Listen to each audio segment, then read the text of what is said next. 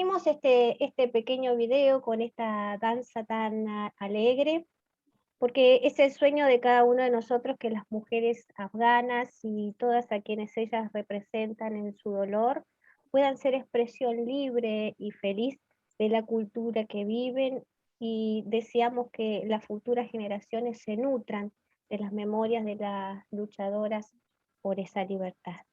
Y ahora sí, le cedo la palabra a Susana. Bienvenida, Susana. ¿Cuál es tu mirada sobre la Hola Mariela. situación actual de las Bien, mujeres afganas? correcto. Bueno, buenas noches a todos. Yo todavía no me acostumbro a decir a todos, a todas, a todes. Es como que se me hace muy repetitivo el saludar así, porque además todos tenemos ya cierta edad. No estoy llamando anciano ni mayor a nadie, pero bueno, aquellos que me conocen hace años, acabo de detectar a un buen amigo y seguidor de mis cursos también, como es José Mata, Pepe Mata, que hace años también que me sigue en las clases del Islam. Así que bueno, saludos para él también. Para el resto que no os conozco personalmente, también muchas gracias por acompañarme hoy.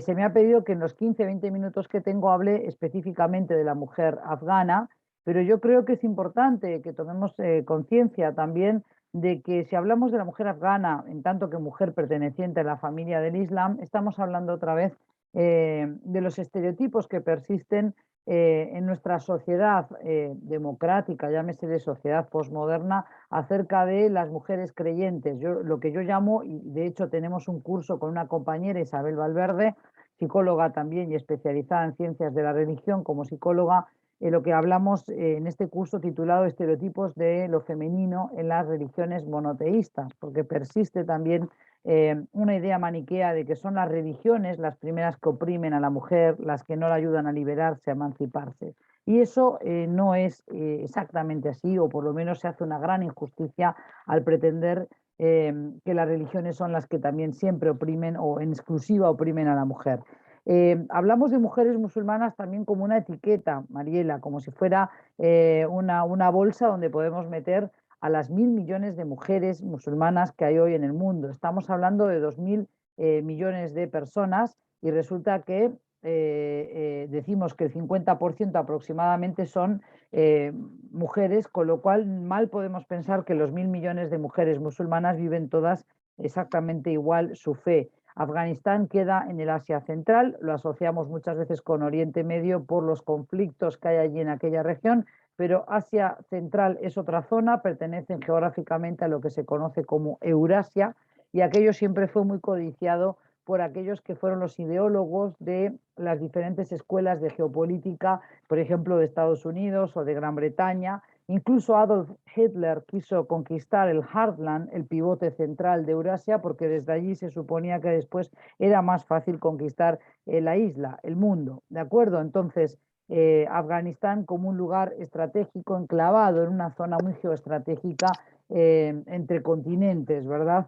Así que mal podemos pensar que las mujeres que viven en las estepas de Afganistán o también en Kazajstán viven su Islam igual que lo vive una mujer marroquí a 14 kilómetros del sur de España, por ejemplo, o que una mujer musulmana que es conversa al Islam, que abraza el Islam en Uruguay, porque las hay y tengo buenas amigas ahora y compañeras de clase. Beatriz, creo que tú tienes a una compañera así en clase y puedes dar fe de lo que digo.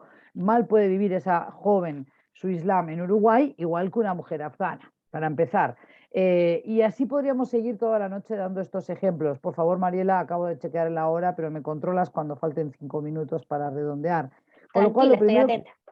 lo primero que tengo que decir es que esto es una etiqueta que hay que dejar de manejarse en este tipo de esquemas, porque si hablamos de mujer cristiana, uno se pregunta qué tipo de mujer cristiana. Primero, hay distintas ramas del cristianismo. Segundo, tenemos realidades diferentes. Si es una mujer citadina, una mujer urbana, urbanita, y luego una mujer en el interior o en el medio rural. Si es una mujer indígena, es lo que hoy llamamos las interseccionalidades que caben de cada caso, ¿verdad? Entonces eso también tenemos que contemplarlo. Muchas veces cuando hablamos así de manera muy a la ligera o muy simplistamente, mujer musulmana, mujer cristiana.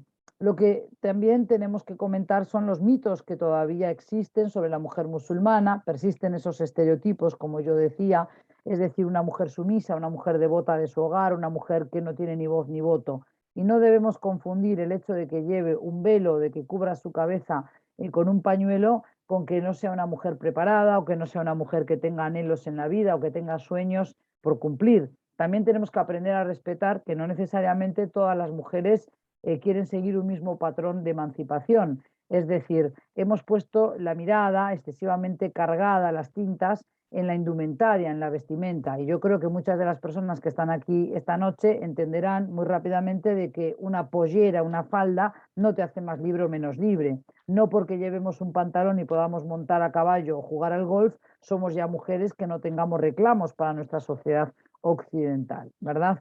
Muchas veces vemos en algunos textos que buscan acercar posiciones que nos hablan de un ave que tiene las alas extendidas. El hombre es una de esas alas y la mujer es la otra ala. Si las dos alas van en desfasaje, o sea, si no están acompasadas y no van volando a la par, entonces el ave ya inclina su rotación, su vuelo, ¿verdad? Entonces yo creo que tenemos que aprender a también mirarnos en nuestro interior, comprender dónde estamos nosotros en esta sociedad occidental, posmoderna, que decía que la religión no tenía un rol a jugar y sin embargo sabemos que eso no es así, que lejos de desaparecer el hecho religioso lo que ha hecho es multiplicarse, se ha fragmentado el campo religioso, ha habido una desprivatización de lo religioso y también ya se terminó el monopolio, por ejemplo, aquí en América Latina de la Iglesia y sobre todo de la Iglesia Católica, pero eso no quiere decir que no haya expresiones de fe varias y que las personas no sigan necesitando una cuota de espiritualidad para poder enfrentar su día a día. Incluso yo estoy empezando a hacer una investigación que espero que pueda continuar, la pandemia también la ha trastocado, pero es ver cómo se gestiona la diversidad religiosa en Uruguay, qué mecanismos se emplean, por ejemplo, en los hospitales, en las cárceles, en los cementerios, porque también hay voluntades varias a la hora de cómo enterramos o cómo hacemos ese adiós, cómo le damos una despedida a nuestros seres queridos, a nuestros amigos. No siempre dejan una voluntad escrita, pero además también dentro de las cárceles. ¿Qué pasa? ¿Cómo se rebaja la ansiedad? Ahí vemos que hay terapias alternativas que a veces no se quieren ver como algo religioso, se asocian más con una espiritualidad, algo esotérico, como puede ser el reiki, el yoga, pero el caso es que esas personas que demandan, que necesitan estar en contacto con el Altísimo, también están de alguna manera manifestando esa necesidad de sentir esa espiritualidad y de dejarse empapar por esa cuota de espiritualidad. Entonces yo creo que tenemos que imponer una reflexión sobre el campo religioso, pero también sobre estos estereotipos que pesan sobre las mujeres creyentes, no solo la musulmana, sino también la cristiana, la judía, pero podemos hablar de las budistas, podemos hablar de mujeres que profesan otro tipo de religiosidades. Tenemos todo lo que son todas las tradiciones que llamamos ahora, por ejemplo, de los druidas o de los chamanes o todas las religiones locales, ¿verdad?, autóctonas de distintas regiones del mundo. Entonces, hay un campo de lo religioso estupendamente amplio para poder estudiar. Y entonces yo creo que hay que reconocer primero que nada que cuando hablamos de las mujeres musulmanas, y ahora iremos a lo particular con el caso de las afganas, hay situaciones bien distintas según la geografía del Islam. El Islam, ya dije antes, son 2.000 millones de personas que se identifican como fieles del Islam y están distribuidos en toda la geografía del planeta, en los 5 continentes. También hay musulmanes en América Latina. Algunos llegaron con los barcos de los conquistadores y lo disfrazaron y disimularon por la Inquisición que hubo, pero también llegaron otros a principios del siglo XX, muchos de la región del Levante, es decir, de Siria, de Líbano, la inmensa mayoría eran cristianos maronitas, melquitas, pero también hubo un buen puñado de musulmanes y por supuesto después con los conflictos bélicos en Oriente Medio, llámese el conflicto entre árabes e Israel y luego palestino-israelí, a partir de la Guerra de los 6 días de 1967, van a llegar también flujos importantes de palestinos musulmanes, primero habían venido cristianos, pero luego vinieron musulmanes, a Brasil, a Chile, a Argentina, también a Colombia, con lo cual vamos a tener una presencia del Islam nada desdeñable ya en América Latina, inclusive en Guyana, también en Belice o por supuesto también en países chiquitos que comparten algunas características con Uruguay, como es Costa Rica. Entonces, lo primero que tenemos que decir que la situación de la mujer musulmana hoy día depende mucho de su nivel socioeconómico, de su nivel educativo, de los patrones y sustratos culturales, como acostumbro yo a decirles, que persisten en aquellos países. No es lo mismo vivir en una sociedad como la marroquí, que tiene distintos componentes, el componente francófono, el componente andalusí, el componente bereber de los pobladores autóctonos de aquel país, pero además también la fuerte influencia del Mediterráneo, de todo lo que ha sido la presencia de los colonizadores europeos, españoles, franceses, pero también de su vínculo comercial con el África subsahariana, por ejemplo, vivir ese Islam en Nigeria o vivirlo, por ejemplo, como dije antes, en Afganistán, ¿verdad? Un país que tiene un conservadurismo muy, muy elevado. Con y sin talibán tenemos un patrón social en Afganistán netamente tribal y por tanto allí también rigen otros códigos de conducta que vistos con nuestros ojos hoy del siglo XXI diríamos son arcaicos, medievales, pero que tienen su lógica en aquel funcionar que es esas sociedades más conservadoras como puede ser Pakistán, como puede ser Afganistán. Y después también yo diría que hay que comprender mejor cuál es el rol de la mujer o los roles de género según la doctrina del Islam, que ya sabemos que básicamente las sagradas escrituras en el Islam son básicamente dos, podríamos agregar más, pero para que se vayan con algo claro, son el Corán, el libro sagrado de los musulmanes, 114 capítulos de ese Corán que no es taxativo, que no es como el derecho positivo que habla de prohibido, permitido, sino que hay que interpretarlo, hay que poder leer entre líneas, son como moralejas y metáforas, pero luego también tenemos los dichos y hechos del profeta, lo que llamamos la vida y obra del profeta del Islam, que con su ejemplo de vida dejó un legado importante que todavía se sigue a rajatabla por la inmensa mayoría de musulmanes. Entonces, si nosotros nos remitimos a las Sagradas Escrituras, ya ahí vemos que el Islam trata al hombre y a la mujer como dos seres a la par, iguales, pero al mismo tiempo hay versículos del Corán que nos recuerdan que el hombre está por encima de la mujer porque es él el que tiene que gastar en la mujer. Es decir, es la clasificación básica de cualquier sistema patriarcal que hayamos conocido hasta ahora, donde el hombre tiene que salir a ganar el sustento, traerlo a la familia y él tiene que hacerse cargo de su esposa y de su descendencia, de sus hijos, mientras que la mujer tiene que cuidar del honor de la familia, porque recae el honor de la familia sobre sus hombros, y también tiene que cuidar del esposo y de los hijos. Por tanto, su primera tarea, la más principal, sería, Pau, el hacerse cargo de ese hogar. Claro, eso dicho ante un público joven, como es la chica que estoy mencionando ahora, la joven Pau, se puede horrorizar y decir qué arcaico, qué medieval, pero si nos remontamos a hace pocos años en nuestra cultura judeocristiana, también era así. Quizás en el caso de Uruguay, donde la mujer ya votaba desde hace bastante más tiempo, no lo parezca, pero recordemos cómo iba la mujer uruguaya o las mujeres de la etapa colonial en Uruguay a la playa, por ejemplo, con qué tipo de ataviadas, con qué tipo de indumentaria. O también, incluso hoy día, Matilde, no conozco a padre que se jacte de serlo, que le diga a su hija que tiene que salir a loquear a las noches. Es decir, siempre intentamos velar por las jóvenes, los jóvenes también, pero ciertamente un padre no le dice a su hija que muestre la minifalda o que vaya e intente seducir a los hombres, o sea, siempre hay ese cuidado de los hijos para que de alguna manera no tengan que sufrir ningún tipo de violencia, no tengan que incurrir en aquello que entendemos que es un mal comportamiento. Después ya con una mirada más religiosa diríamos algo inmoral, ¿verdad? Pero yo lo que pienso es que no tenemos que pensar que el Islam es tan diferente al cristianismo y al judaísmo, puesto que comparten muchísimas similitudes. Ese código de la moral que hoy ha caído en desuso en nuestra sociedad es porque ha habido una presión social, es porque ha habido cambios en las leyes, es porque ha habido una concientización, sobre todo de los jóvenes, tanto hombres como mujeres, que presionan para una equiparación del hombre con la mujer.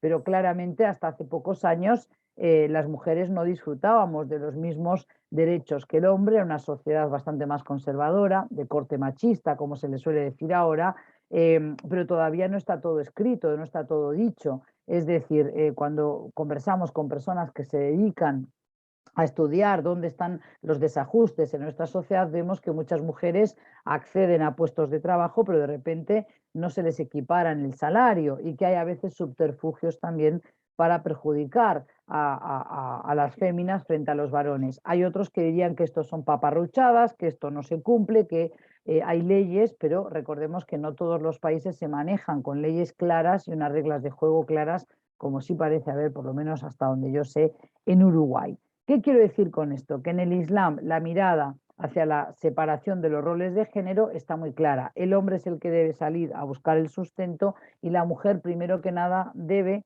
trabajar desde el hogar, velar por el mantenimiento de la armonía, de la paz en el hogar. Ahora bien, ¿quiere decir eso que la mujer tenga prohibido educarse, trabajar? No, claramente que no. El Islam da una importancia muy grande a la educación, dicho así por el propio profeta del Islam, que dijo que había que aquellos que educaran a un musulmán, que le enseñaran a leer y a escribir a un musulmán, se habían ganado el cielo. ¿Por qué? Pues porque él mismo era analfabeto. Eso lo creen a pies juntillas los 2.000 millones de musulmanes y no somos nosotros quienes para estar dudando de la historiografía musulmana, porque en cualquier caso tampoco agrega el decir si era más o menos educado, si pudo haber aprendido a escribir en alguno de sus viajes como comerciante, ¿de acuerdo? Entonces yo lo que creo es que más provechoso es tomar de punto de partida la historiografía y el raconto histórico que hacen los musulmanes de la vida de su profeta. Y también creo que es importante superar una narrativa y un discurso que a mí se me antoja ya muy simplista y reduccionista, que es remitirnos siempre a los velos de la mujer musulmana como un ejemplo de esa sumisión.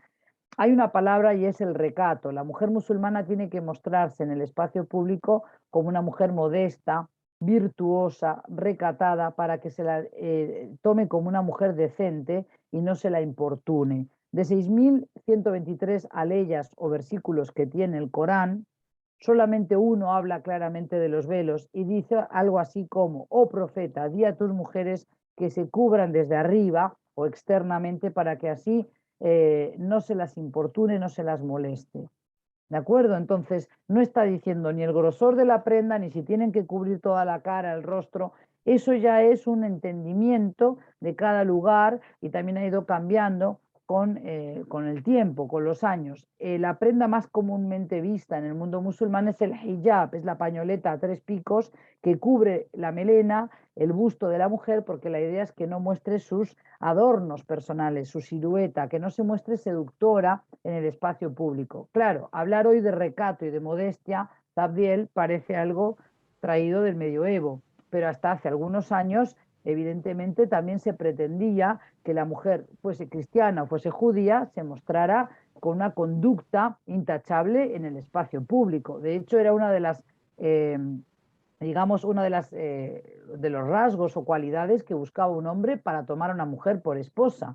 Ningún hombre quería casarse con una mujer que no supiera atender un hogar, que no supiera coser, que no supiera cocinar, pero que tampoco fuera a manchar su dignidad o su hombría teniendo un historial de relaciones previas al matrimonio. Hoy hablar de una relación carnal previa al matrimonio es algo frecuente y común y damos por sentado y hemos naturalizado que eso sea así. Pero la virginidad era algo exigido en cualquiera de las religiones y filosofías de vida que conozco. Siempre se ha pretendido que eso sea así, entre otras cosas por una razón biológica, y es que antes no había test de ADN. Entonces, si la mujer tenía ya otros, digamos, compañeros o había tenido una experiencia previa, muchas veces se dudaba de si podía ser esa buena esposa para el hombre o si acaso ya no estaba encinta cuando él la va a desposar. Entonces, todo esto tenemos que tenerlo también en mente para no ser tan duros cuando miramos al Islam o miramos a la mujer afgana en este caso y condenamos la situación de otras sin previamente haber hecho esa reflexión acerca de dónde estamos nosotras paradas. Y yo pregunto, lo que vemos a diario en las televisiones, programas como por ejemplo Showmatch, todos conocen, del célebre y famoso Tinelli, ¿es la tinelización de la televisión lo que nos hace más libres a las mujeres o es una burda cosificación de la mujer? Entonces, ¿por qué eso no lo denunciamos? ¿O por qué no denunciamos la hipersexualización de las niñas y las adolescentes en nuestra cultura occidental? Cada vez más las niñas ven su infancia acortada. Se pide de esas niñas que se exhiban como mujeres atractivas, sexualmente atractivas y activas también, ¿verdad? Y eso no lo condenamos, por ejemplo. No Susana, pensamos estamos a también... 5 minutos. Muy bien, voy terminando. Tampoco pensamos en los feminismos excluyentes que hay. no seré yo quien no acompañe una causa de género. Entiendo que sí, que como docente tengo una responsabilidad en defender también, claro, dicen argumentos que luego podemos tomar del chat. Vayan participando en el chat, porque ahí pueden ir ustedes opinando mientras yo voy hablando y luego me queda el chat para poder luego responder.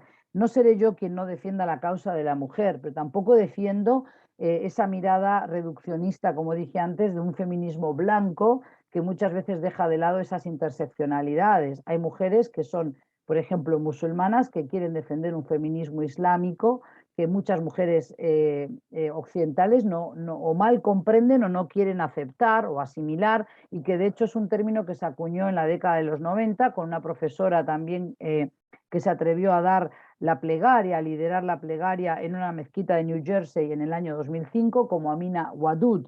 Entonces, hay mujeres musulmanas, también en Marruecos o Argelia o Túnez, he podido conversar con muchas de ellas, también en Egipto, por cierto, que reivindican una emancipación de la mujer musulmana, pero desde las Sagradas Escrituras, exponiendo esos comportamientos falaces de grupos hostiles a la mujer como es el talibán, porque ningún versículo del Corán, reitero, dice que a la mujer hay que encerrarla en su casa o que no puede ir a la calle sin un acompañante masculino. Evidentemente existe la herramienta para el jurisconsulto del Islam llamada de la interpretación o ijtihad, que le permite dilucidar aquello que no queda claro en las Sagradas Escrituras, sea el Corán o los dichos y hechos del profeta. Contesto más específicamente. Tienen que adecuar la Sharia o ese código islámico, que es un concepto epistemológico que va evolucionando con los siglos, lo tienen que adecuar ese derecho islámico a las circunstancias del momento. Claramente los talibán no lo han hecho antes y no lo van a querer hacer ahora. Lo que sí digo es que no podemos culpar siempre al Islam, a la religión, de cercenar derechos de la mujer, porque si lo comparamos con la religión cristiana o la religión judía, en la etapa en la que surge el Islam, en el séptimo siglo de la era cristiana, el Islam fue una religión mucho más progresista, mucho más respetuosa de la condición de la mujer. Primero que nada, el profeta prohibió el femicidio, es decir, se mataba a las niñas, el infanticidio. Cuando una tribu tenía penurias económicas o había sequías o había una situación de hambruna, sacrificaban primero que nada a las niñas, enterrándolas vivas en la arena, y él prohibió esa práctica. Por tanto, impuso el derecho a la vida, que no es poco. Les dio el derecho al sustento, nafaka. El hombre tenía la obligación ya no solo social, sino moral, estaba en pecado, cometía delitos si no aportaba ese sustento a la familia. Ya quisiera yo ver cuántas de las personas que están aquí hoy de noche conocen casos donde el hombre se divorcia de la esposa o se separa de la compañera y hasta luego Lucas nunca más paga una pensión y hay que estar persiguiéndolo con abogado o reteniéndole parte de su ingreso porque no paga de buena fe esa pensión alimenticia, ¿sí? Entonces, también le dio el derecho a la educación y a la herencia a la mujer, y todo eso en el séptimo siglo de la era cristiana. Claramente, con los ojos, Mariela, del siglo XXI y viendo lo que ha pasado con las mujeres afganas a fines de la década del 90, las alarmas han vuelto a sonar.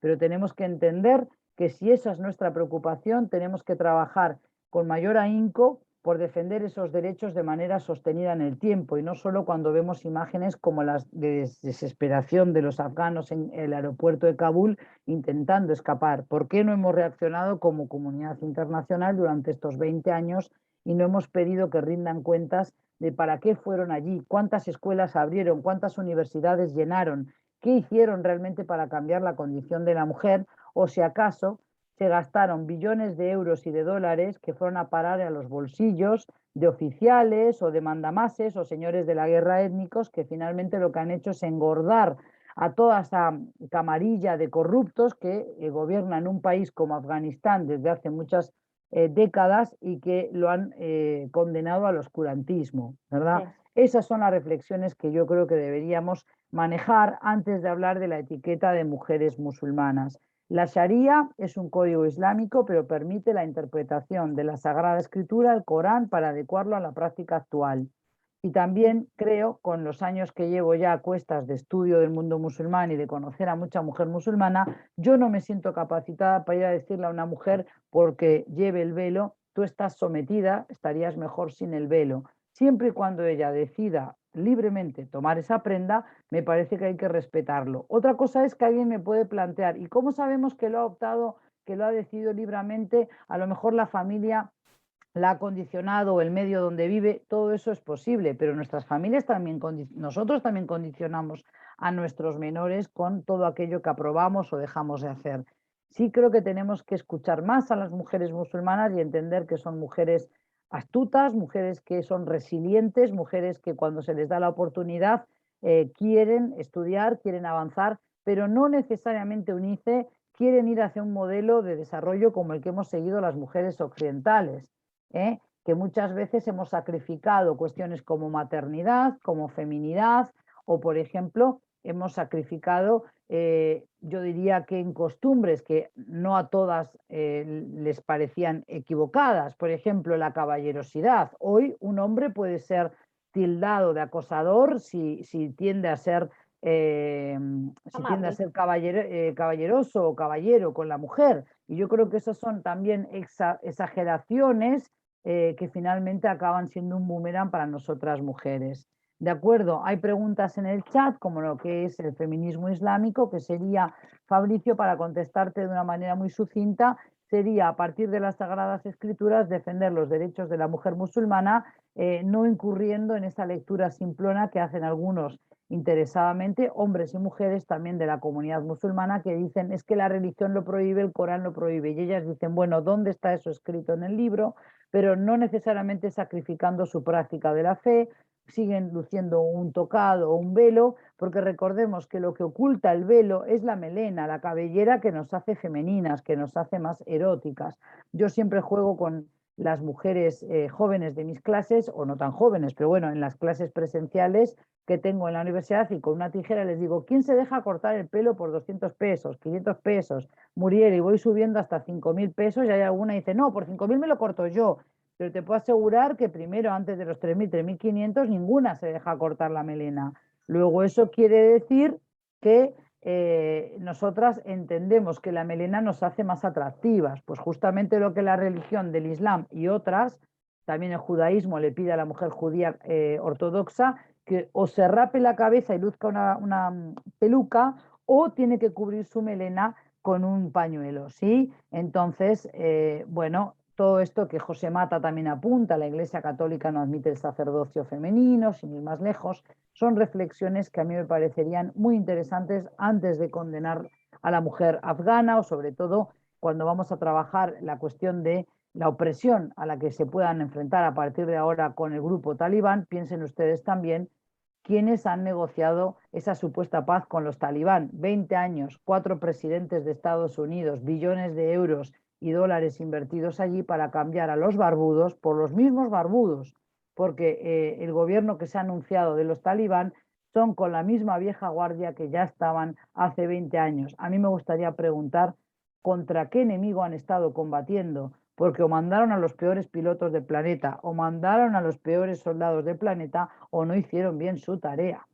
20 años. Y contrario a lo que dice la canción de Gardel, yo creo que 20 años es un tiempo más que prudencial para que hubieran cambiado, Pau, algunas cosas en Afganistán. Muchas Gracias, gracias, lo Susana. dejo por ahí, luego continúo, ¿sí? Bien, muchas Muchas gracias. gracias. Eunice está atenta al chat y a los comentarios, a las preguntas. Susana fue comentando las cosas que vio y seguramente van a surgir más, ¿no? Esta es exactamente la línea que queremos colocar para desafiar nuestro pensamiento esta noche, ¿no? Que estemos cuestionándonos todas las cosas que Susana nos plantea, ¿no? Desde lo político, lo social. Seguimos con Nancy. ¿Estás ahí? Sí, estoy.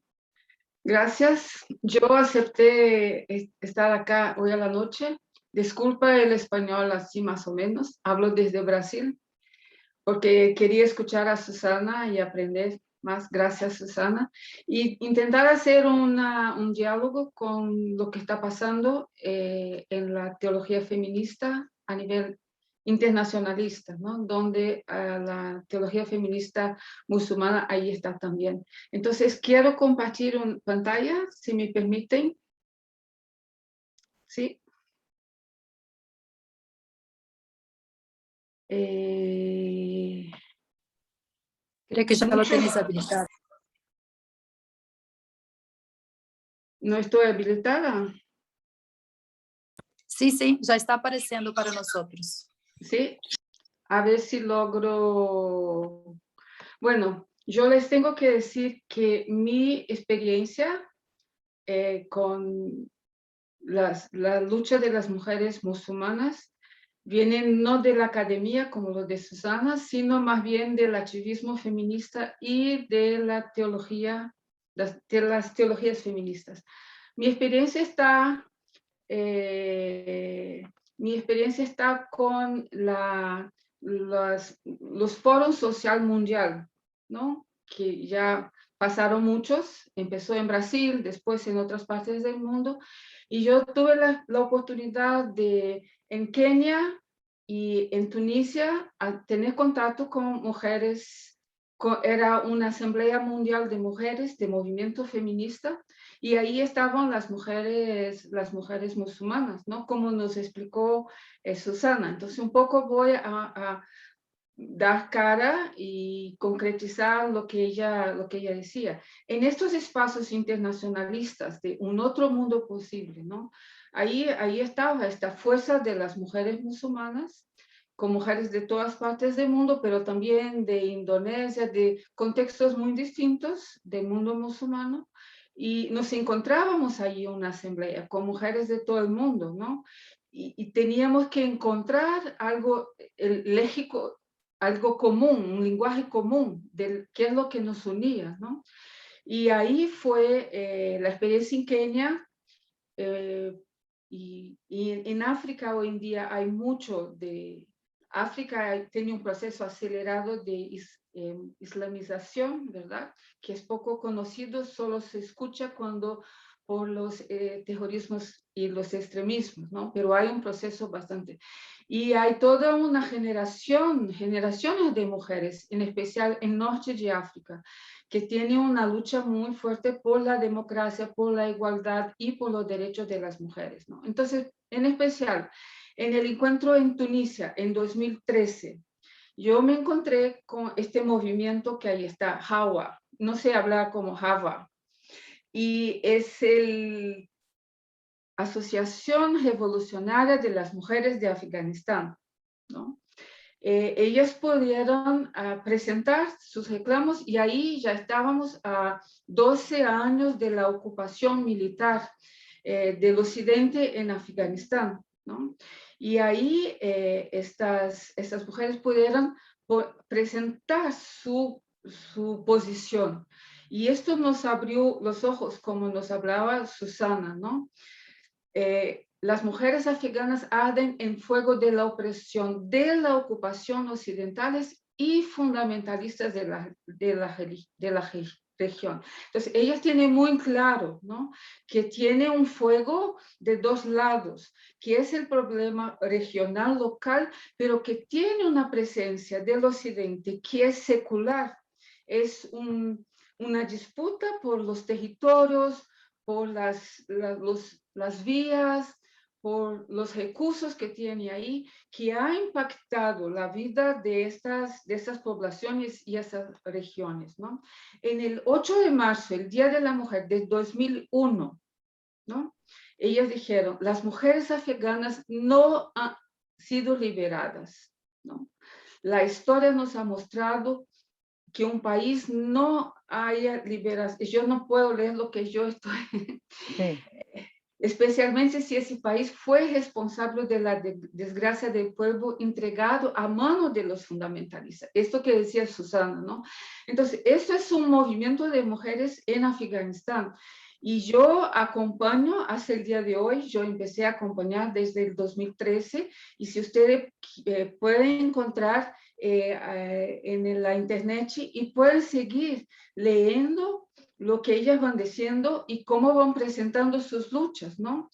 La emancipación de la mujer solo se puede lograr a través de su propia lucha. Viva la lucha de los hombres y mujeres por la independencia, democracia y justicia. Abajo los fundamentalistas, los criminales religiosos y los militares y sus patrocinadores. Entonces, esta involucración de la cuestión geopolítica con la cuestión regional no nos permite mirar a lo que está pasando sin esta mirada, ¿no? De este fuego, este doble fuego que tienen que enfrentar y que no es de ahora y que no empezó el 2011, sino que es una presencia constante. Entonces yo les invito a conocer, esa es la respuesta de las mujeres a la tomada del Talibán ahora, ¿no? Y hacen esto con los aviones, cómo llegaron y cómo salieron. Y la pregunta de Susana, 20 años y qué.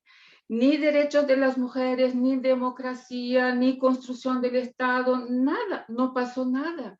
Mucho por el contrario, más concentración de riqueza, más desigualdad. Lo que dijeron del acceso de las mujeres a la educación es fruto de la lucha de las mujeres que tuvieron que pelearse con los recursos que estaban ahí para que tuvieran educación, porque era una estrategia de las NGOs, de las organizaciones no gubernamentales, de legitimar la ocupación militar, ¿no? De Estados Unidos con este discurso, pero lo que lograron ellas, entonces es muy interesante conocer, leer. Yo hice una traducción y ellas dicen, en los últimos 20 años, una de nuestras demandas fue el fin de la ocupación de Estados Unidos, OTAN.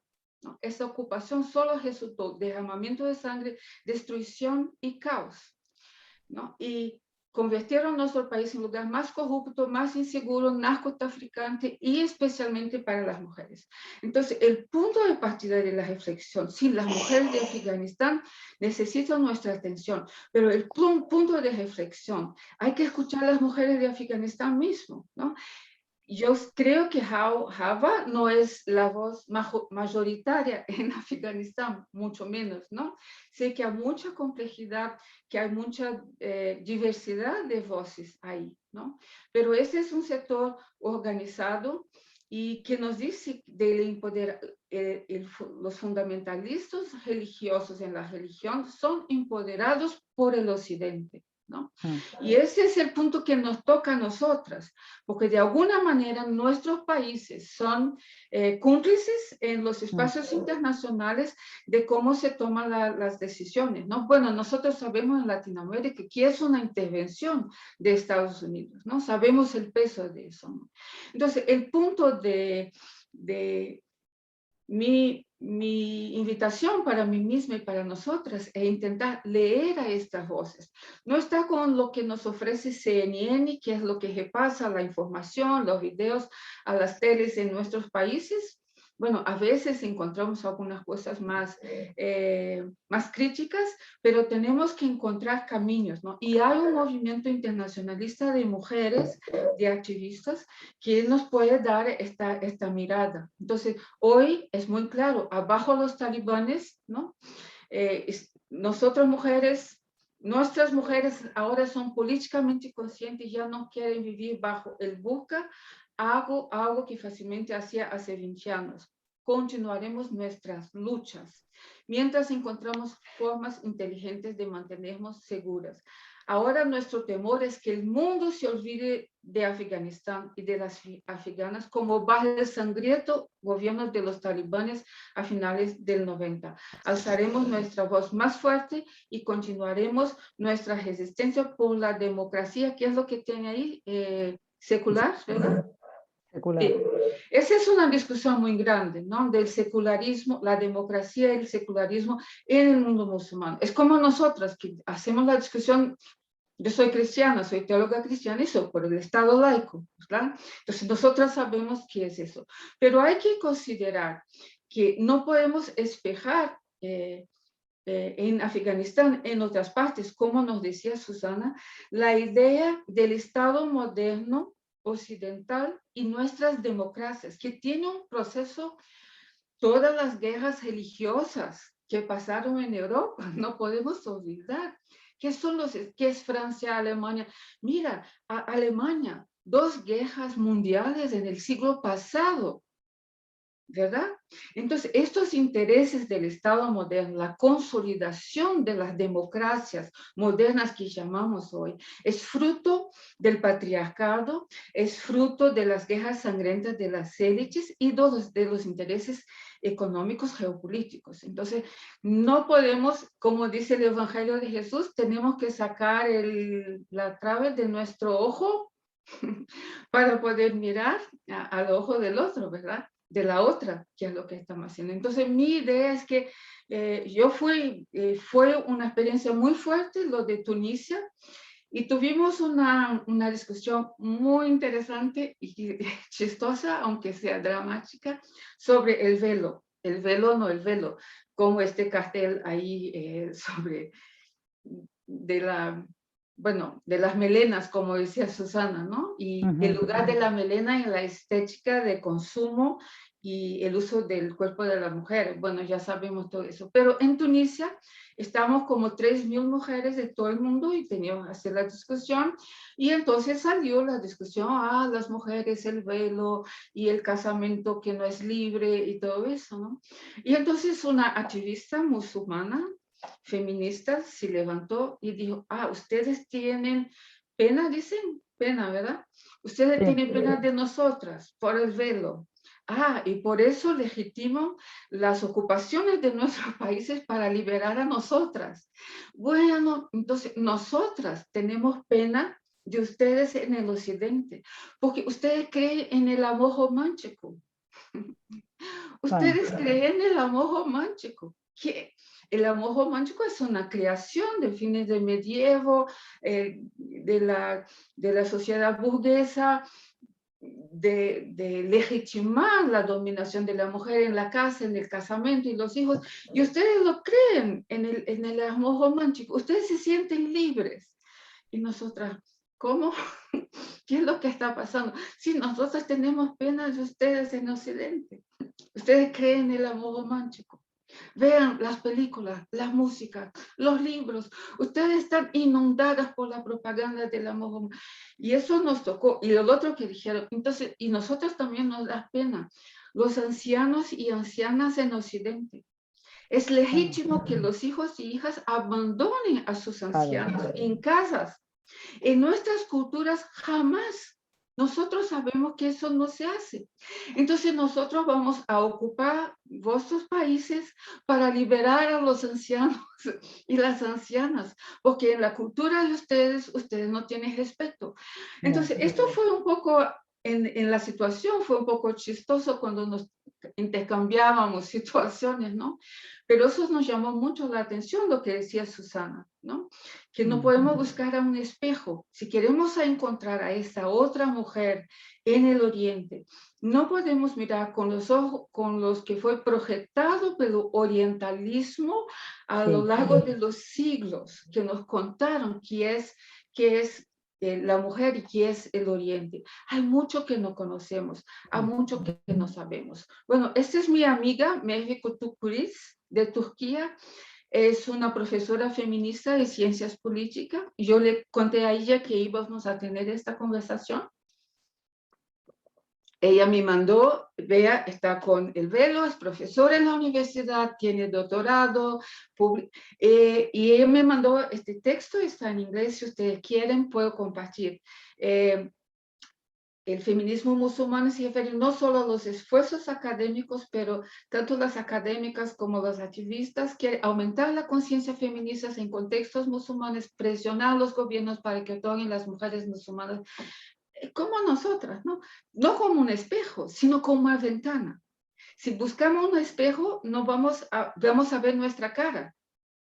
Pero si abrimos una ventana a estas realidades, pero entonces tenemos que leer, tenemos que buscar, tenemos que hacer la escucha de las voces de estas mujeres. Esta es Amina Jamal, es sobre esta discusión que yo decía sobre el feminismo musulmán islámico, sí. Contra la dicotomía secular islámica. Hay una novedad, yo pienso, en el feminismo islámico, que es salir de esa dicotomía del secular y del religioso. Un poco más o menos, si ustedes me permiten, yo lo aproximo del feminismo comunitario en Latinoamérica, ¿no? De las mujeres indígenas latinoamericanas, que hay un feminismo indígena, que no es lo mismo del feminismo padrón o del movimiento clásico de las mujeres blancas occidentales académicas. El feminismo indígena va a hablar más bien del rescate de sus ancestrales, ¿verdad?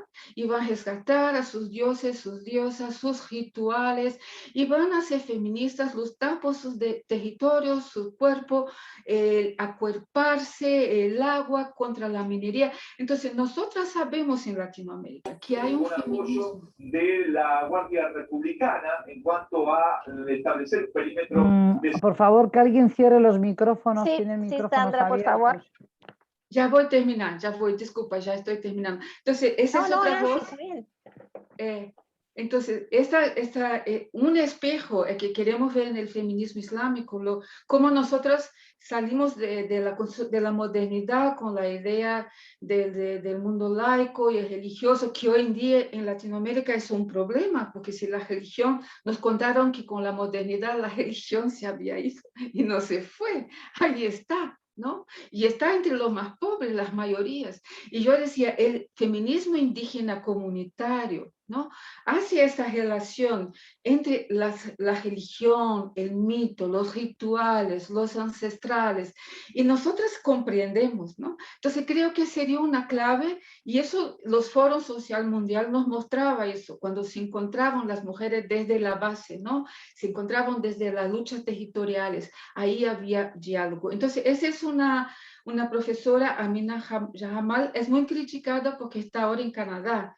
Y ese es un problema. Buena parte de la teología feminista musulmana está en el occidente, ¿no? Tuvieron que, a no ser en algunos países como en Turquía, en África del Norte, en Sudáfrica, hay buena teología feminista musulmana, pero hay este problema. Y incluso hay discusión sobre la cuestión queer, LGBT, ¿no? Si nosotros abrimos los ojos y escuchamos, vamos a encontrar que hay hoy una discusión, primero de la mezquita, ¿cómo se dice? La mezquita inclusiva, ¿no? Que fue lo que hicimos en Tunisia, una mezquita inclusiva, y la discusión del Corán, la liberación y el pluralismo, ¿no?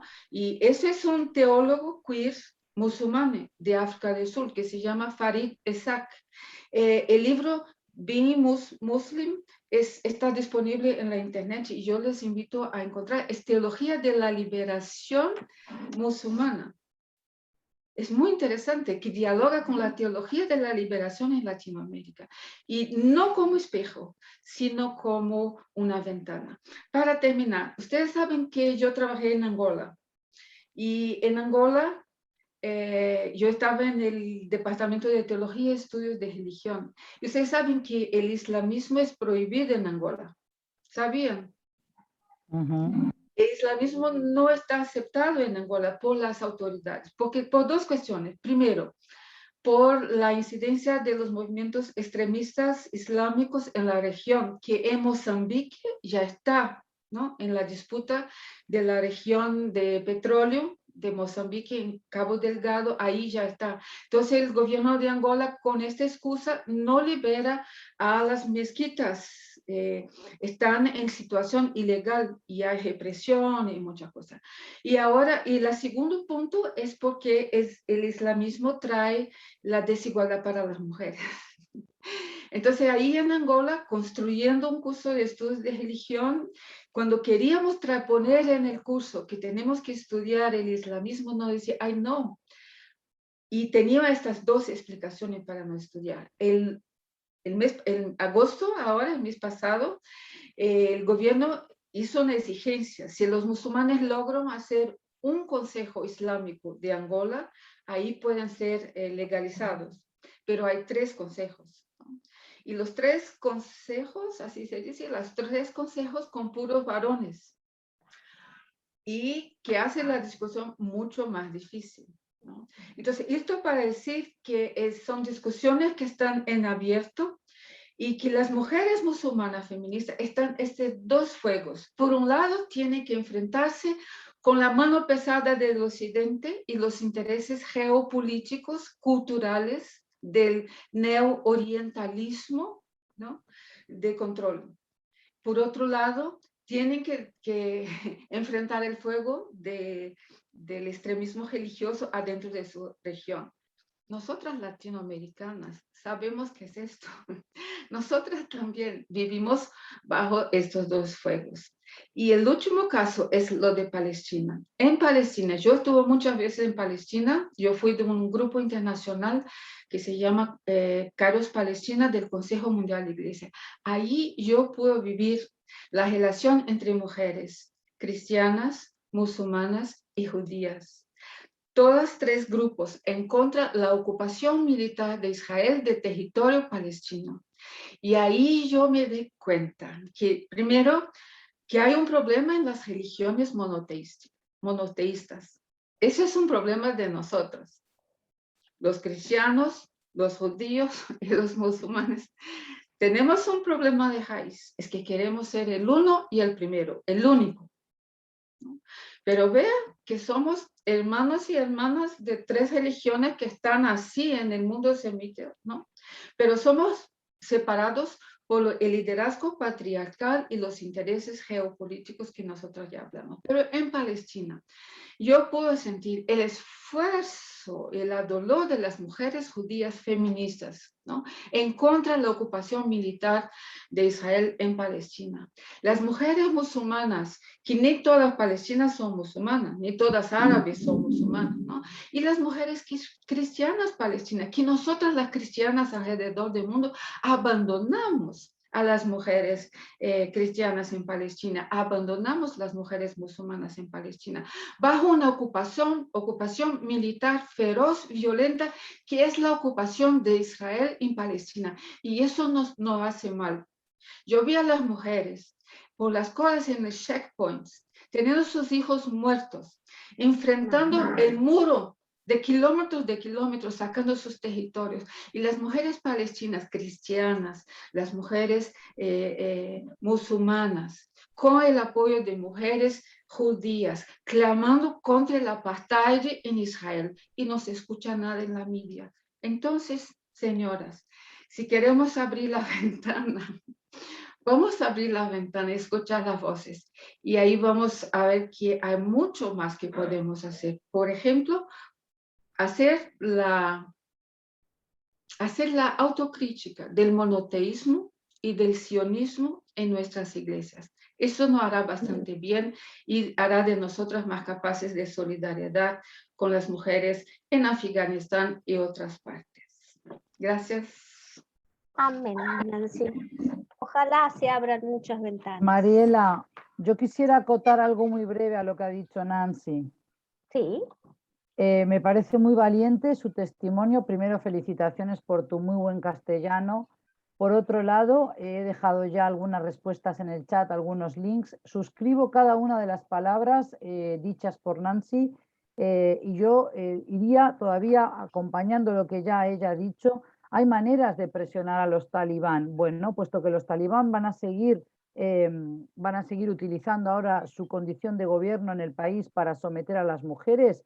Nadie es intocable en este mundo. Ellos necesitan inversión extranjera directa. Hay países que ya están negociando con los talibán, como es Rusia, que también tiene mucho a ganar con los talibán. Pakistán, que es el gran ganador después de estos 20 años de intervención norteamericana. Pero Pakistán nos dicen que es un aliado de Estados Unidos. ¿Qué le interesa a Pakistán de los talibán en Afganistán? Pues que justamente tiene una cuña allí metida en Afganistán contra India, que es su archirrival y enemigo, que han ido a la guerra en 3 ocasiones por el diferendo territorial de Cachemira. Es decir, la arquitectura del multilateralismo como la conocemos, de Naciones Unidas y de otros organismos, tienen cómo presionar a estos países para que a su vez ejerzan presión sobre los talibán, ¿de acuerdo? Porque los talibán no saben gestionar un país y necesitarán un gobierno tecnócrata o un gobierno apoyado por estos países como Turquía, como Qatar, como Rusia, como China, ¿de acuerdo? Entonces a mí me parece que no es serio la hipocresía que manifestamos como comunidad internacional. Como dice Nancy, ella ha visto a estas mujeres en las reuniones a las que acude, y yo también. Tengo 52 años, desde los 18 años estudio el mundo musulmán. Por eso cuando hablo con esta vehemencia. Alguien que ha vivido con mujeres musulmanas, que ha dormido con ellas, que ha comido, y que, como dice Nancy, levantan la mano y te dicen: ¿por qué hablas por mí? Déjame a mí hablar. A lo mejor tendríamos que pensar si no son ellas las que tienen que sentir pena de nosotros en Occidente, que tenemos niñas de 15 años, niñas para la ley, que le piden una operación de aumento de senos a los padres y se lo conceden. O tendríamos que tener pena porque nosotros, a la primera de cambio, cuando no tenemos tiempo para nuestros adultos, contratamos compañías de acompañantes para no pasar el domingo o el sábado con nuestros ancianos, ¿sí? Entonces son esas cosas que tendremos que pensar como sociedad occidental, esa pérdida de valores que después tantas veces criticamos en las aulas o que buscamos culpables, la erosión que ha habido de la familia, la destrucción de esas 3 patas que había para educar en valores a los niños y niñas de cualquier país, no solo en Uruguay, que era la familia, la escuela, la iglesia, llámese la iglesia a las distintas iglesias. Sí, claro. Entonces hay una hipocresía mundial que resulta que necesitamos 20 años para darnos cuenta que había mujeres, y me preguntan una y otra vez los periodistas: no, pero han perdido los avances que consiguieron en los 20 años. Y le tengo que decir con una cara de póker: escuche usted, señorita, o escuche usted, señor, ¿de qué avances me habla en 20 años? ¿Dónde se vio que los soldados vayan a un país a montar escuelas? Los soldados son entrenados para vigilar fronteras, para defender, para buscar, requisar armas o para disparar, no para dar clase. Entonces, son estas cosas que tenemos que de una vez por todas desmontar, la hipocresía mundial que nos hace seguir apostando y especulando con intereses cortoplacistas. Entonces, si no hacemos eso, no podemos seguir hablando de las mujeres afganas, porque además no son solo las afganas. ¿Qué pasa con las mujeres en Pakistán? ¿O se creen ustedes que no hay situaciones allí difíciles? ¿Sabían ustedes que en Pakistán, que es aliado de Estados Unidos y tiene armas nucleares, Irán no las puede tener, pero Pakistán sí? Pakistán no tiene el nivel educativo que tiene la sociedad iraní, por ejemplo. El 50% de los ciudadanos de Pakistán son analfabetos, o sea, no saben leer y escribir. Por eso se forman esas turbas humanas allí. Pero entonces tenemos que pensar que allí hay leyes de blasfemia por las que un ciudadano X puede condenar a otro, acusar y denunciar por haber blasfemado contra el profeta del Islam, y si esa persona es cristiana, va a la cárcel directamente y luego tiene largos juicios para acabar en tortura y muchas veces en ejecuciones.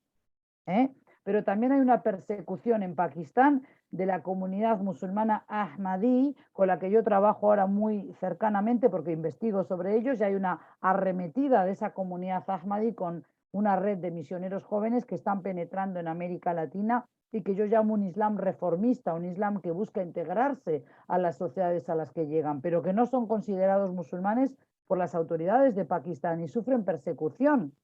Yo misma he querido ir a Pakistán de la mano de estos grupos y me dicen: nosotros encantados de brindarte todo nuestro apoyo, pero si vas con nosotros vas a estar en peligro, porque si tú dices estoy con Ahmadi y saben que estás con nosotros, vas a ser un blanco más fácil. Y bueno, una tiene que cuidarse también cómo se expone. Soy madre y tengo 4 hijos, ¿verdad? Y son menores de edad, 2 de ellos. Entonces estas cosas pesan en mi haber. Así que suscribo todo lo que dice Nancy, y ni que hablar, daría para varias conferencias con el tema de la situación que viven las mujeres palestinas, que, como dijo ella, recuerden ustedes que en Chile las primeras palestinas que llegaron son de la zona de Belén, Beit Jala, Beit Sahur, es decir, de la zona donde nació Jesucristo. O sea, es un problema político antes que religioso, por supuesto que sí. Y yo aclaro y digo alto y claro y a buen entendedor pocas palabras. ¿Por qué no se habla de esto en los medios, Nancy? Porque aquellas personas que no nos atrevemos a hacerlo somos tildados, acusados de ser una cosa, la otra. Se presiona en nuestros lugares de trabajo para silenciarnos, y eso lo vivo en un país pequeño como Uruguay. Entonces se busca silenciar a personas como Nancy o como Susana Mangana porque son voces que se atreven a decir lo que pasa bajo la ocupación. Eso no significa estar en contra del Estado de Israel como un Estado moderno, pero si queremos preocuparnos por hermanos y hermanas simplemente porque son personas igual que nosotros, sean creyentes de una fe o no, sean ateos, tenemos que entender que este tipo de hipocresías las acabamos pagando muy caras. No sé si estoy siendo clara. clarísima, ¿no? Desafiados, mirá, te aplaudimos. Yo aplaudo así como la Apláudanme y comunidad recuerden sola. lo que les dije. Hay voluntad de silenciar a personas como Nancy o Susana. No, sin lugar a dudas, por eso están acá. Y se sufre mucho con eso, se sufre mucho. Sí, lo saben, por eso las apoyamos. Entonces, si les abrimos las ventanas para que ustedes nos puedan abrir otras, y estamos encantados de que esto así sea. Y también sentimos, por lo menos en lo personal, mucho desafío, porque al ser docentes, esto nos interpela. ¿Qué mundo estamos transitando? ¿Qué mundo deseamos para nuestros jóvenes, para nuestros hijos, para nuestros nietos, para los pequeños? ¿Qué vamos a heredar? ¿Qué vamos a heredar? ¿Cuánto más podemos hacer? ¿Cuánto más? ¿Cuánto más podemos clarificar? ¿Cuánto más podemos trabajar con nuestras autoridades a nivel local, a nivel organizacional, para que esto pueda suceder? Para abrir ventanas. ¿Cuánto más? ¿Cuánto más es posible? ¿Cuánto más están dispuestas las iglesias como instituciones a abrir ventanas? ¿Cuánto más las escuelas? ¿Cuánto más? ¿Cómo lo hacemos? ¿Terminamos silenciadas? ¿Saboteadas? ¿Sin lugar en nuestras propias clases? Te escucho, Nancy. No, yo quiero llamar la atención que el problema no es tan lejos de nosotras. Los acuerdos de derechos de las mujeres de la comunidad internacional, los de Beijing, de la cumbre de población, ¿no? Y otras cumbres después de esta, ¿no? Incluso el acuerdo de Montevideo sobre los derechos de las mujeres en Latinoamérica, el acuerdo de Montevideo consolidó muchos de estos derechos, ¿no? Hoy en día los fundamentalistas cristianos, evangélicos y los integralistas católicos en nuestros países en Latinoamérica están de manera organizada creando problemas en la organización de los estados americanos, bloqueando a esta discusión de derechos y la implementación de estos derechos. No son los pentecostales, ¿no? Son los grupos que tienen más vínculos con los políticos, tanto del mundo evangélico fundamentalista como del integrismo católico, ¿no? Entonces hay un montón de cosas para hacer la discusión en cuanto a los derechos de las mujeres en nuestro contexto también. Entonces hay que seguir, no creer que somos una isla de derechos para las mujeres, ¿no? Porque como dijo Susana, no estamos solo para recordar un poco eso. Gracias. Susana, también tenías la mano levantada. No, la bajé por si acaso, porque creo que hay muchos comentarios y preguntas y hay gente que está deseosa de compartir. Lo que sí le pido es que luego me mandes tus datos para quedar conectadas y podemos unir fuerzas, por lo menos en esta idea de visibilizar estas injusticias y estas situaciones por las que atraviesan hoy la mujer afgana, porque de lo contrario, con mi experiencia en los medios, dentro de un tiempo esto pasará al olvido, como se ha olvidado Siria, se ha olvidado Yemen, no hablamos de los Rohingya. Entonces, como tenemos una memoria bastante frágil y los medios tienen que seguir vendiendo y tienen que generar nuevas noticias, Nancy, te brindo mi apoyo para que podamos generar sinergias juntas. Si me escribes a tu correo, yo te escribiré y nos ponemos en contacto a partir de ahí. Qué alegría ese puente. Damos gracias a Dios por eso. Qué alegría ese puente. Bueno, Euni, te escuchamos. ¿Qué tenemos por ahí en el chat? ¿Cuáles son los pensamientos que han cruzado? Hay muchos. Yo voy a empezar del último para arriba, ¿tá? Y bueno, porque yo hice un copy-peg para ser más fácil. Bueno, acá el último que tengo es varios aliados de Estados Unidos son los que peor tratan a las mujeres. En Irán pueden ser parlamentarias o ministras, por ejemplo. Tá? Esse é mais um comentário, não? Do que... E depois aí uma pergunta acá. ¿Qué opina de la crítica hacia las feministas cuando se le increpa? ¿Por qué no las vas a Afganistán a liberar a las mujeres de allá? Yo no tengo nombre de quien lo hizo porque no me daba, ¿tá? No sé. ¿Qué tan ortodoxo o heterodoxo es el Islam en Latam? No sé si alguien En Latinoamérica, dice. Sí. Acá, yo lo copio, yo copié exactamente como estaba escrito. ¿Cómo observan las expositoras la lucha que desplegan las mujeres kurdas? Gran tema ese, si el mundo se olvida de Afganistán, así como se olvidó de Somalia y se está olvidando de Yemen. Bueno, acá hay agradecimiento, mucho agradecimiento por las dos, varias personas agradeciendo a Nancy y a Susana. Otro, sin más ir más lejos, en las publicidades de shampoo, no hay mujeres de pelo corto. La mantilla de otros tiempos para ingresar al templo, iglesia católica, también es rasparse el cabello corto, o cabello corto. Otro comentario, la iglesia católica no admite el sacerdocio femenino, sin ir más lejos. Otro comentario, en varias iglesias pentecostales, otras evangélicas, entre comillas, fundamentalistas o sectas como las Testigos de Jehová o mormones, en nuestro país no permiten que las mujeres que son miembros de sus iglesias usen pantalones y no pueden entrar sin tener un velo. Sí, exageraron un poco el tema. Después, ¿qué se entiende por feminismo islámico? Me parece que ya... Bueno, sí, más o menos ya lo terminamos los comentarios. No sé, Mariela, si quieres que lea tu pregunta que había hecho antes o no.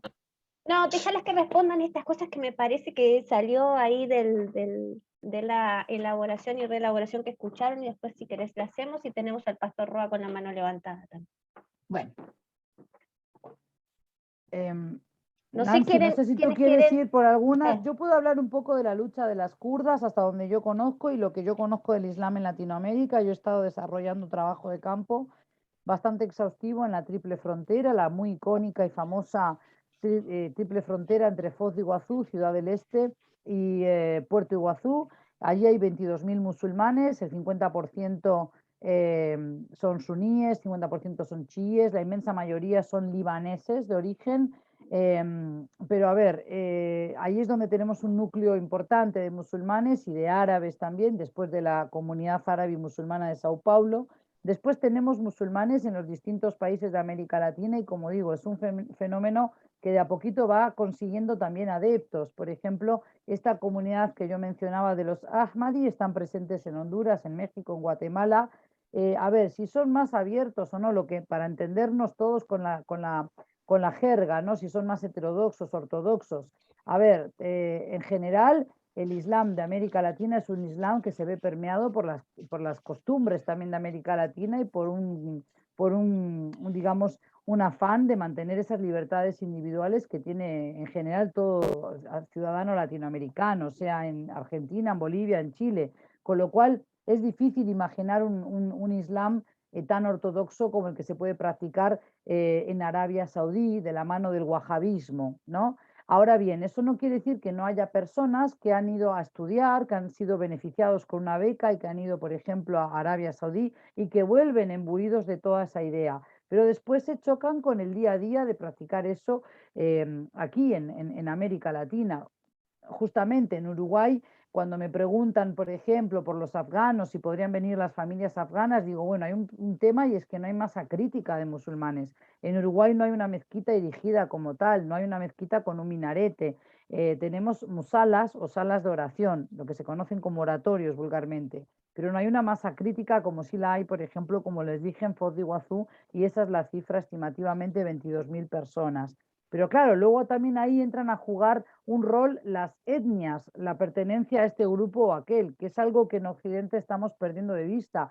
Pero en estas sociedades, sobre todo conservadoras como la de Pakistán o la de la India con sus castas y regiones, y también en Afganistán, pesa mucho la etnia, la tribu a la que perteneces. Con lo cual, no solo porque eres musulmán ya te das bien con aquel otro que es musulmán igual que tú, pero por ejemplo, en el Chuy, no sé si todos saben que hay senegaleses. Los senegaleses puede que estén viviendo del lado brasilero, pero trabajan a ambos lados de esa calle que llamamos la frontera. Entonces, ellos son de la cofradía de los Muridilla. Los Muridilla o la Muridilla es la cofradía más importante que hay en Senegal. Bueno, no necesariamente son tan bien recibidos por los libaneses y palestinos que están en el Chuy. Puede que se den, que se saluden con el saludo Salamu alaikum, la paz sea con ustedes, pero no pasa mucho más de ahí, ¿se entiende? Pero hasta donde yo sé, no tenemos nada de lo que preocuparnos en cuanto al Islam en América Latina. Es un Islam que también yo lo llamo Islam híbrido, Islam mestizo, lo he llamado en algún artículo académico, porque también hay que ver que busca esa hibridez con otros sustratos culturales que hay en juego.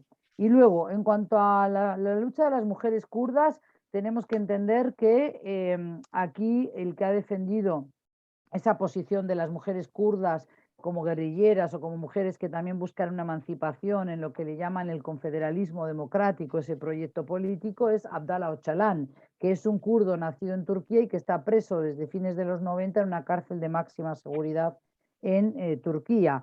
El proyecto de un Kurdistán libre e independiente fue truncado cuando las potencias europeas del momento, Francia y Gran Bretaña, no presionaron a Turquía cuando sucumbe el Imperio Turco Otomano allá por el 1923 en la conferencia de Lausana, no obligaron a Kemal Atatürk, el padre de la Turquía moderna, no lo obligaron a ceder territorio para los kurdos de Turquía. Entonces, los kurdos es un pueblo originario de Oriente Medio con su lengua autóctona, el kurdo, con su pertenencia al Islam y a la religión de los yazidíes, pero que no ha visto concretado su anhelo de tener una tierra independiente y soberana llamada Kurdistán. Por tanto, este pueblo kurdo está dividido entre 4 países, principalmente Turquía, Irak, después Siria y Irán. ¿De acuerdo? Pero otra vez ahí lo que decía Nancy, la hipocresía de las potencias occidentales que los utilizaron a los kurdos en Siria para no permitir el avance del autoproclamado Estado Islámico ISIS, por las siglas en inglés, porque eran los malos del momento, el grupo terrorista estrella, pero después de que terminaron con la amenaza, supuestamente terminaron con la amenaza del ISIS, abandonaron a su suerte a los kurdos también. Y así es como funcionamos en Occidente. Nosotros, luego el pueblo que sí votamos en la urna, como desconocemos todas estas cuestiones, finalmente no nos preocupamos a tiempo de exigir responsabilidades con nuestros políticos, que son los que tendrían que elevar la voz y poner un paño frío, una cuota de mesura, de equilibrio a estas campañas bélicas, a estas veleidades de invadir un país para llevar la democracia. Valiente método, llevando tanques de guerra. Valiente método ir a construir la paz y construir un Estado con misiles. Me destruyes la casa y me hablas de levantarme una escuela, no entiendo. Entonces son estas cosas que tenemos que de una vez por todas entender que durante demasiados años hemos apostado al militarismo, a la intervención, a las armas, y esto solo ha generado un negocio muy lucrante, muy importante para la industria del armamento de países como el mío, España, que vende armas a Arabia Saudí, que sabemos que las utilizan en la guerra y misericordia de Yemen. Desde el 2015 Arabia Saudí bombardea a la población de Yemen que no tiene ni luz ni agua corriente en muchas de las ciudades, villorrios, aldeas de Yemen. Entonces, ¿cómo podemos hacernos los desentendidos de esto? España sabe lo que está haciendo, pero Pedro Sánchez tiene que venderle las armas a Arabia Saudí porque si no le cortan el grifo de 2 fragatas que estaba mandando construir en los astilleros de Cádiz, Navantia, y que dan trabajo a los españoles. Yo entiendo, es el presidente de España, no de Yemen, pero si no podemos divulgar todo esto y socializar este conocimiento, lamentablemente seguiremos mirando al Islam por el prisma de la religión, seguiremos con esta estigmatización del otro y un esencialismo que nos hace decir que, como son musulmanes, vienen con toda esta carga de atributos en su ADN. Y eso es falso. Nadie nace con esto o aquello en el ADN.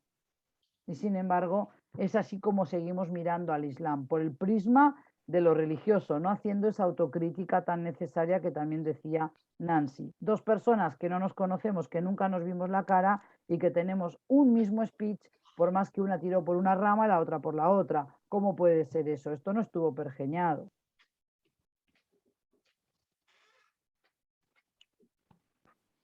No Nancy. sé, los hemos dejado apabullados a todos.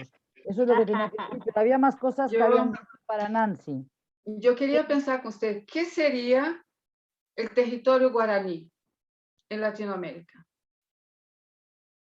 Esto siempre fue el pesadelo, la pesadilla de los, de los dueños de las estancias de nuestros países, ¿no? ¿Qué sería un territorio guaraní? Sería parte de Argentina, Paraguay, parte de Brasil, pero ¿qué fue la guerra de Paraguay?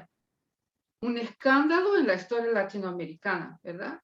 Es la negación. Entonces, nosotros tenemos que mirar a los procesos históricos, ¿no? Hoy los guaraníes están divididos en lo que es Argentina, en lo que es Brasil, lo que es Paraguay, y no tienen cómo hacer la reconciliación entre pueblo y territorio. Y ese es un problema, ¿no?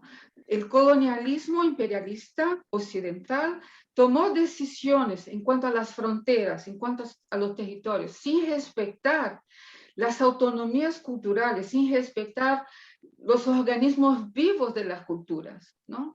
Hasta el día de hoy, en Latinoamérica, el Caribe, pagamos este precio, ¿no? Nuestro pueblo sigue sin tierra, el pueblo indígena latinoamericano vive sin derechos, ¿no?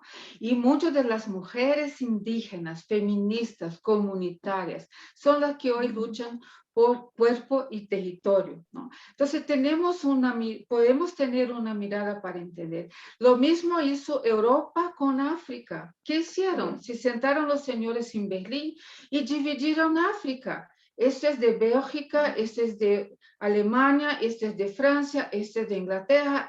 Así lo hicieron con África. Los bantu ya no, ahora hay bantus por ahí y por allá. Entonces, hoy quieren que África tenga un comportamiento de democracia moderna, después que fueron escuartejados por las potencias europeas. El problema de África hoy es pecado de Europa. Así como Oriente Medio es pecado de Europa. Lo que hizo Inglaterra con la Palestina no tiene nombre. No tiene nombre lo que hicieron, ¿no? Y así hicieron con como dijo Susana, con las comunidades kurdas, ¿no? Entonces, todo eso es interferencia occidental que crearon estados nacionales artificiales y ahora quieren que se comporten como democracias modernas. Yo no sé cómo el Afganistán, yo aprendí, Susana ya nos dijo, el Afganistán no tiene una organicidad étnica, ¿verdad, Susana? Es una complejidad de etnias, de lenguas, de culturas, ¿no?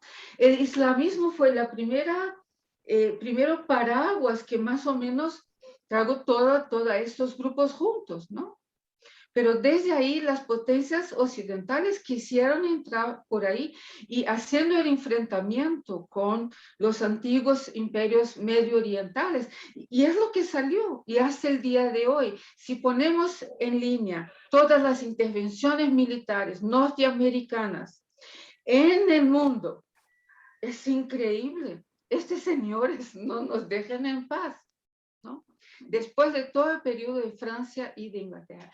Entonces, cuando estamos hablando de la lucha kurda, es lucha por cuerpo y territorio, pero Turquía no lo va, fueron utilizados como nos dijo Susana, pero ahora Turquía, nadie puede parar a Turquía, ¿no? Pero ¿cómo no? ¿Dónde está la comunidad internacional?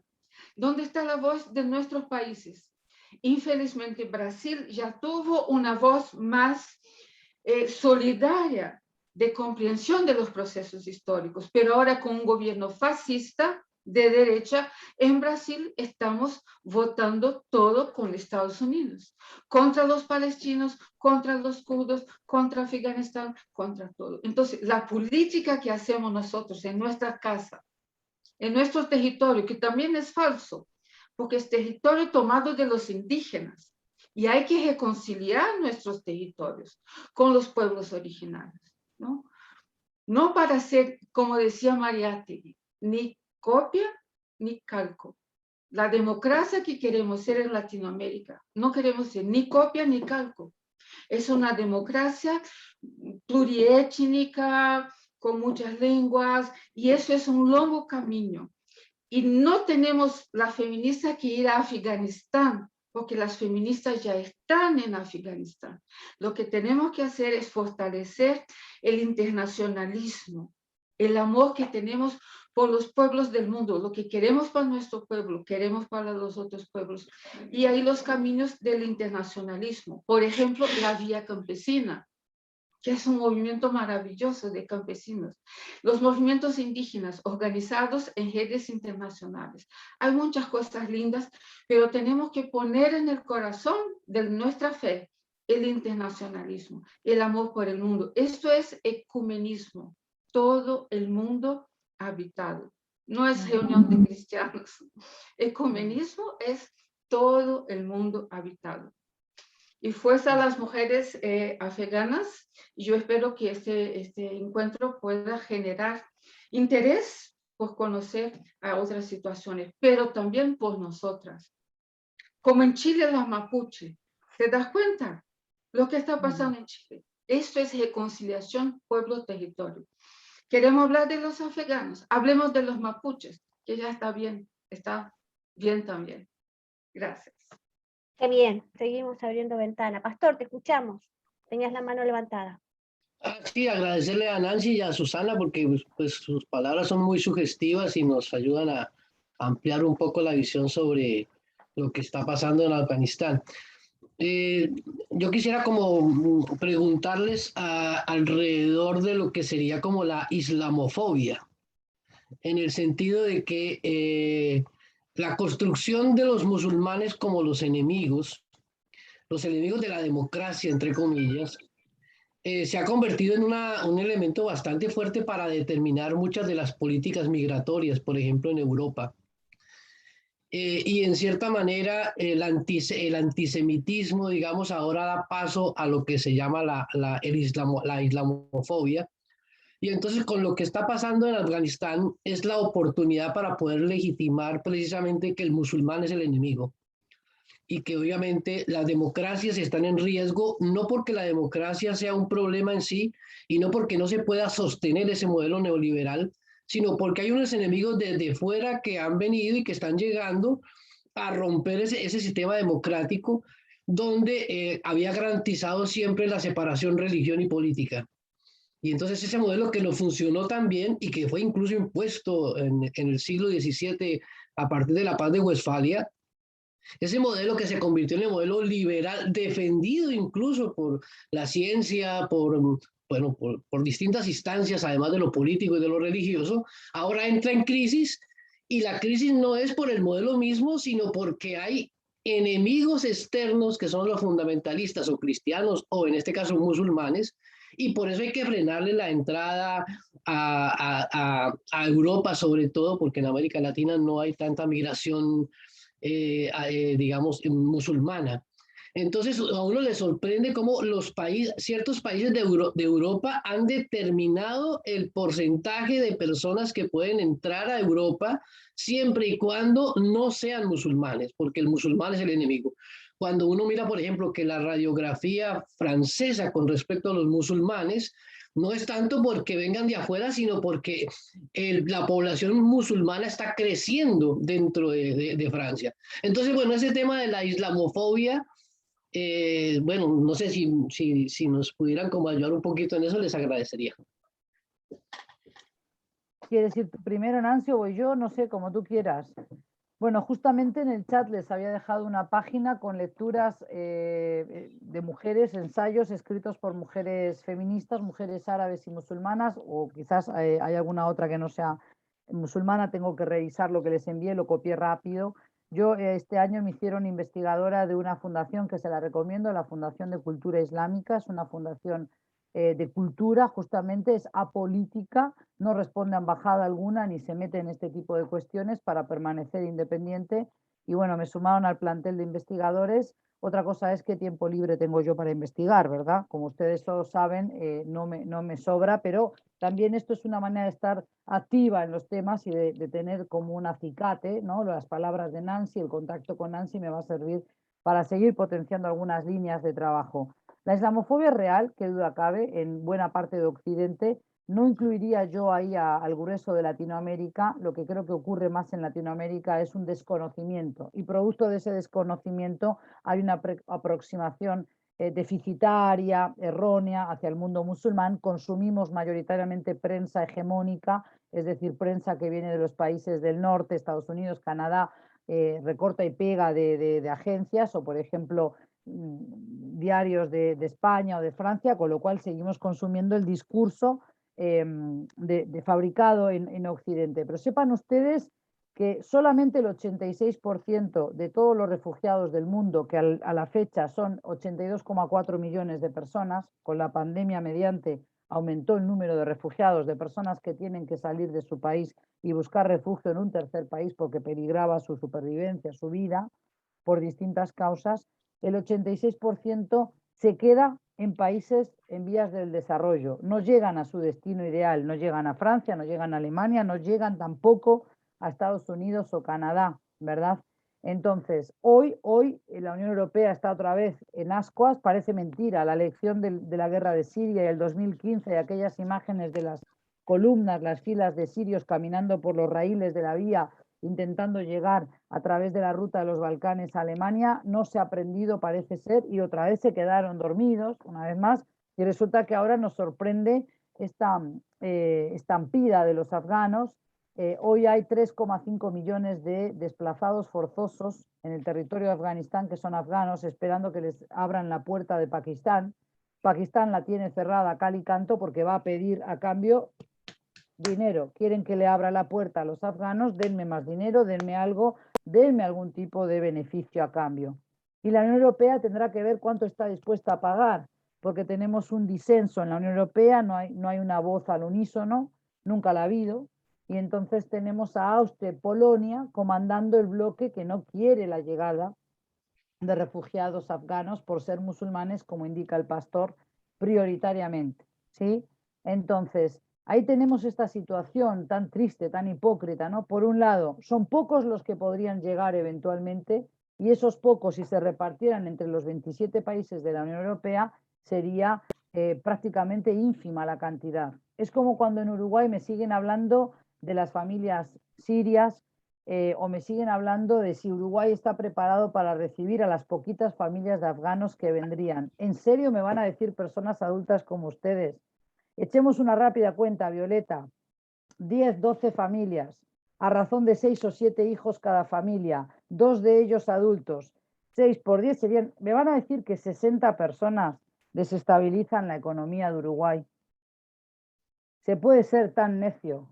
Y me lo preguntaron hoy en una entrevista periodística hasta 3 veces, porque yo no daba la respuesta que querían oír.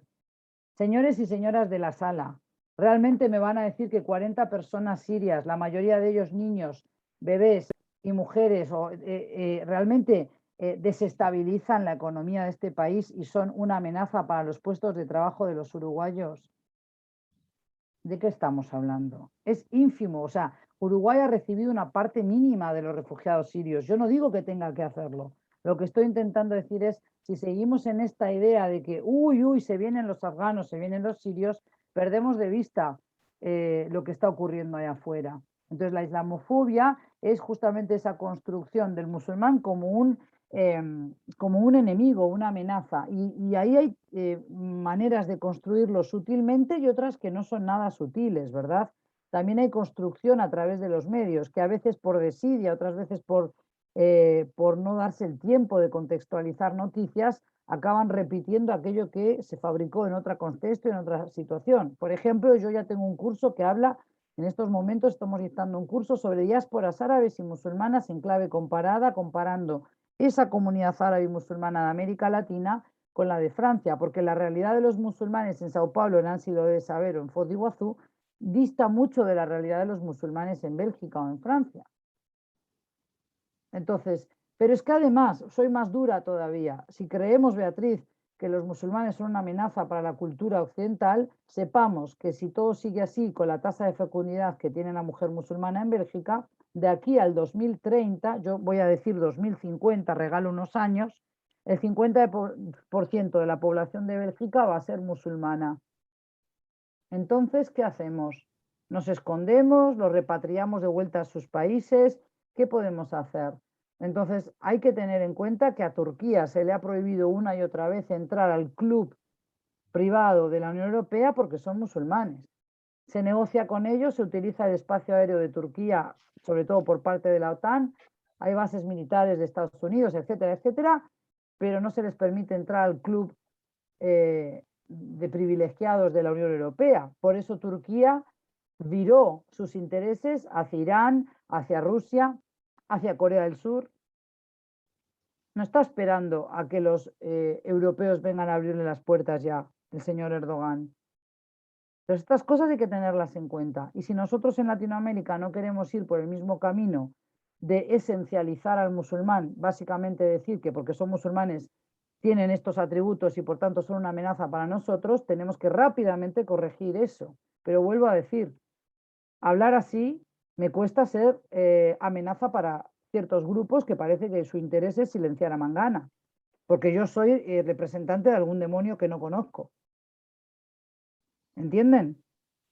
Entonces, esto es lo que también tenemos que hacer, personas grandes como son todos los que están aquí hoy escuchando, hablar de estos temas en las casas.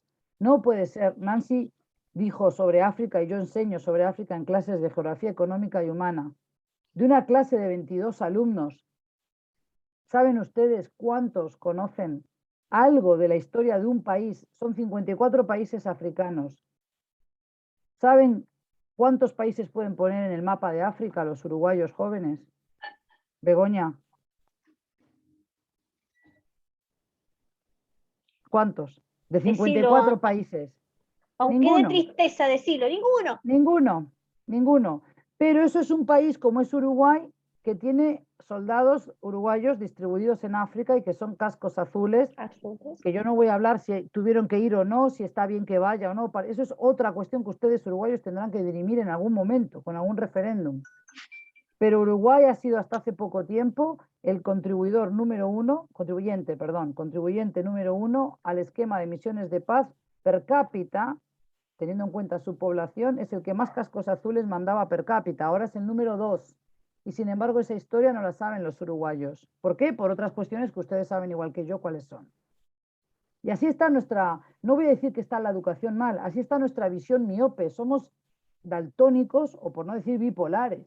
Nos interesa de África lo que le podemos sacar, capacidad extractiva, pero preocuparnos por su producción no. ¿Alguien ha visto alguna vez una película Nollywood?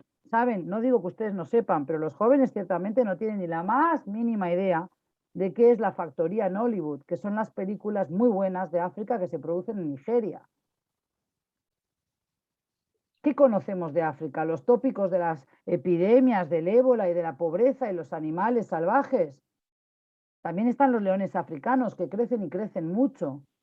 Sí, hubo un genocidio en Ruanda, pero Ruanda tiene o tenía antes de la pandemia datos macroeconómicos muy auspiciosos. También es verdad que Ruanda le roba el coltán y lo vende o extrae el coltán que no tiene al Congo. Pregúntense por qué en el Congo sigue habiendo guerra tantos años después y quiénes son las multinacionales que lucran con la miseria de los pobres congoleños. Pero no interesa. Como no interesa a mucha parte del mundo, Perla. Yo pregunto en mis clases si me saben decir, también es verdad que pregunto 5 presidentes o políticos de renombre europeos y a regañadientes te dicen 3. Y les digo gráficamente cómo lo dicen. Ese joven francés que está casado con la maestra, uy. Y le dices, ¿cómo joven francés casado con la maestra? A ver, ¿quién? O sea, a Macron lo conocen por ser un joven francés casado. Nancy, tírate del pelo, quédate calva, porque eso es así. Y si luego le dices, dame otro presidente, dame otro político, te dicen, el que estaba casado con la cantante, la bonita, la modelo, o sea, esas son nuestras referencias, ¿de acuerdo? Y en la historia reciente del Uruguay, ni te digo las tristezas que nos ocasionan cuando sacamos, pero Mariela, si alguna dices, cosa para conversar. No dime 5, dime 3 políticos de renombre de Asia, de toda Asia, ¿Cuántos me dan? No me dan ni uno, porque me dicen ping, chimping, algo así, Xinping, algo así. China, que es el socio comercial número 1 de todos los países de Latinoamérica. Hello. O sea, no sabemos el nombre de un filósofo, ni de un literato, ni de un pintor. No tenemos cultura de otros países. Nuestra educación está permeada por la visión eurocéntrica, muy occidental y punto. ¿Será que en la India, con más de 1.300 millones de indios, no habrá filósofos que nos puedan también instruir? ¿Quién lee a Tagore? ¿Quién nos hace los programas en el Uruguay, no? Ni hablar, Susana, ¿sí? de la teología, ¿no? Hay muy buena teología de liberación, muy buena. Bueno, yo les quería traer esto de la cultura, ¿no?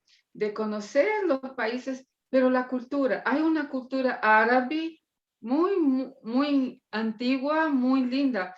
Yo quiero leer de Darwish, un poeta palestino. Soy árabe. Tú saqueaste las viñas de mis padres y la tierra que yo cultivaba, yo y mis hijos. Llevaste todo, excepto las rocas, las piedras, para la sobrevivencia de mis nietos. Toma nota. Al lado de la primera página, yo no odio a los hombres. Yo no ataco a nadie, pero si yo tuve hambre, comeré la carne de quien violó mis derechos. Cuidado, cuidado con mi hambre y con mi rabia, mi ira. Mira. Ese es un poema muy lindo de Darwish. Hay muchas cosas que no conocemos de la poesía. Exacto. Y tenemos Edward Said, que es un palestino cristiano, profesor de literatura, Nancy, que ya murió y que era el que tenía la cátedra de literatura en la Columbia University. Sí, Edward Said es un libro que es muy conocido, y la discusión sobre orientalismo, de ver al oriental como lo exótico, como el totalmente otro, el peligroso, ¿no? Entonces la islamofobia es el nuevo orientalismo, ¿no? La renovación de la mirada del occidente. El pastor nos preguntó hasta el orientalismo, y es lo único que nos llega en las películas, en los libros. Entonces, leer a las culturas árabes, leer a las mujeres, leer la poesía, las películas, ¿no? Esto nos abriría los ojos para entendemos mejor, y no dejar que la CNN nos esté haciendo la cabeza, ¿no? Porque son las películas de Hollywood y el noticiero de CNN. Entonces estamos muy mal, ¿no? Por eso, Nancy, yo insisto en esos cursos que dicto. Por eso, Nancy, dicto esos cursos también centrando, por ejemplo, la mirada en la literatura, la producción de mujeres de Oriente Medio, de Irán, de Azerbaiyán, de Turquía. Hay cursos que di el año pasado con la Asociación de Profesores de Literatura del Uruguay, que quedaron encantados por todas las ventanas que se le abrieron y que se le ampliaron esa mirada. Busquen ustedes en internet a Soraya Tarsi, una mujer siria de nacimiento, allá por el 1900, que era la mujer, la reina consorte de un rey de Afganistán, que ya en aquella época se destacó por defender los derechos de las mujeres en Afganistán. A mí me duele cuando hoy periodistas muy jóvenes, prácticamente sin trayectoria, me dicen: es que ellas no conocen otro método de vida, no conocen sus derechos, y me tengo que morder la lengua por no llamarlas ignorantes a todas, porque realmente es desconocer que nosotras no les estamos enseñando otra vida maravillosa a las mujeres afganas. Como decía Nancy, ellas también nos tienen que hacer pensar mucho a nosotras, muchísimo. Esa es la idea más desafiante que cruza estos encuentros, y que podemos prometer que para el próximo año iniciemos por este final, ¿sí? Y nos permitamos seguir recorriendo esto que desconocemos y que seguramente va a seguir abriendo muchas más ventanas. Como decía al inicio, no es nada más que la punta del iceberg. Hay mucho más para conocer. Siempre hay mucha más vida. Así nos prometieron. Bueno, muchas gracias a todas, a todos por esta participación, en especial a las disertantes que han hecho su tiempo para compartir con nosotras estas yo diría ventanales, ¿no? Porque ya tenemos bastante más amplio, y desafiarnos, como decía hace unos minutos, a continuar, siempre continuar. Cerramos con ustedes y con gran alegría este ciclo entonces 2021, agradecidos a Dios en primer lugar y a todos a quienes han hecho posible estos encuentros. Gracias y más gracias. Muchas gracias a las dos. Gracias. Muchas gracias a ustedes por la atención. Y Nancy, por favor, necesito que me escribas en privado tu mail o